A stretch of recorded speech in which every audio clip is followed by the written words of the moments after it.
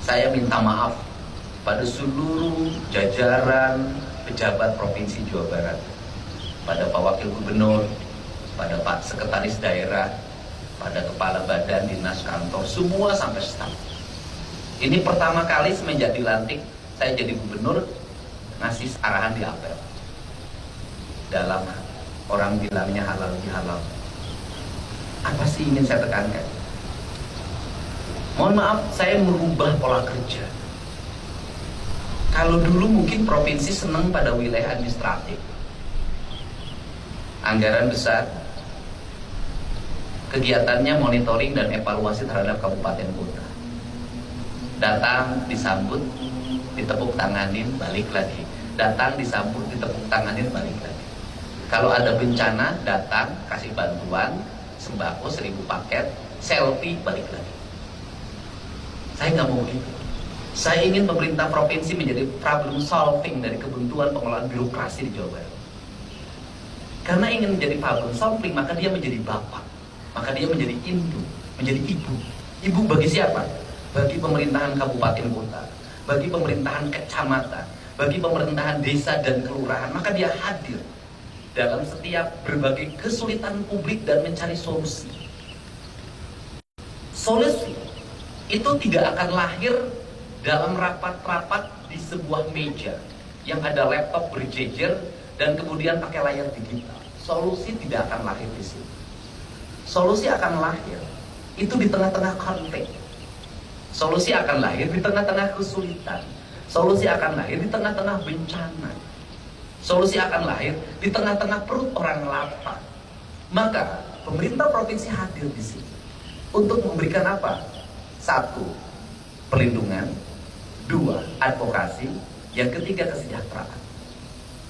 Karena itu maka saya mohon maaf kalau bobot anggaran hari ini dirubah.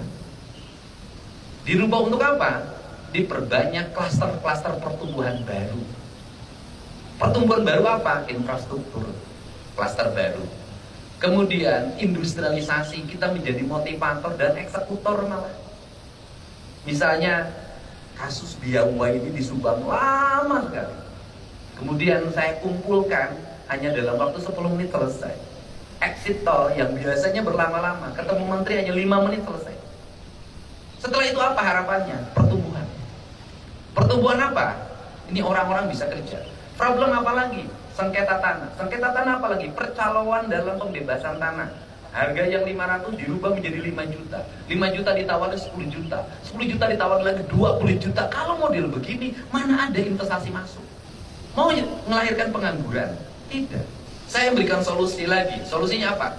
Seluruh pemilik tanah bertemu dengan yang beli. Gubernur menghadiri, Kapolres yang setempat menghadiri, Kapolsek menghadiri, Dandim menghadiri, dan Ramil menghadiri. Lihat mereka bertransaksi. Lakukan secara terbuka, boleh divideokan, boleh di YouTube-kan, semua orang biar tahu. Dan kemudian setelah itu advokasi warganya. Setelah punya duit 100 juta, 200 juta, 1 miliar, 2 miliar, 3 miliar, arahkan pada aspek yang produktif. Kenapa? Saya punya pengalaman seluruh daerah yang mengalami pembebasan di Jawa Barat, setelah itu warganya jatuh miskin. Kenapa? Beli mobil, bangun rumah baru, piknik nggak pernah berhenti.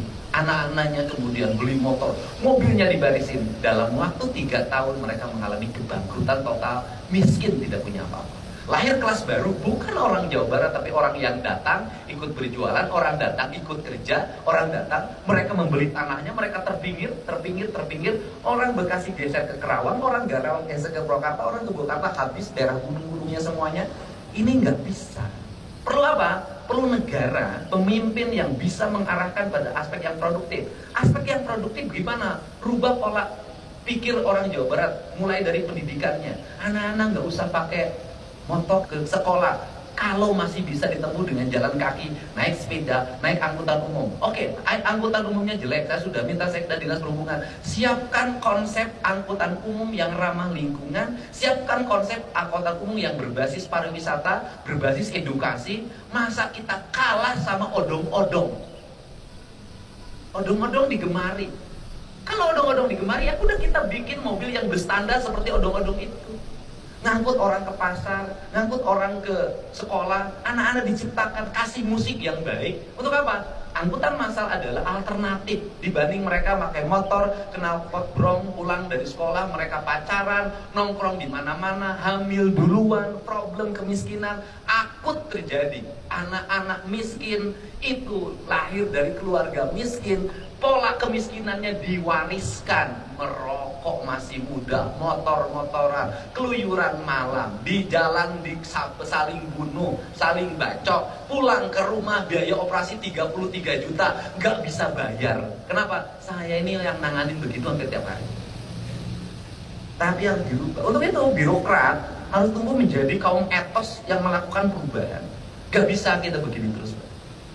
Gak bisa kita hanya datang pagi, pulang sore, kemudian gak apapun. Untuk itu, lahirkan eksklusi. Di mana wilayah kerja Provinsi Jawa Barat? Oke, kantornya di Gedung Sate.